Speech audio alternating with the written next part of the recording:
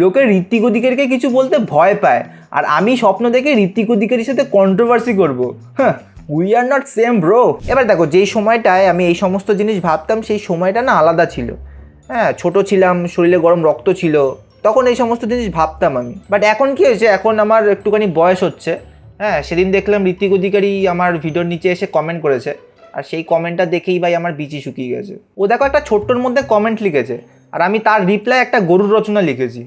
ভাই বিশ্বাস করো, আমি যখন দেখছি না নোটিফিকেশানে যে ঋত্বিক অধিকারী আমার ভিডিওতে কমেন্ট করেছে, আমার ভাই হাত পা ঠান্ডা হয়ে গেছে।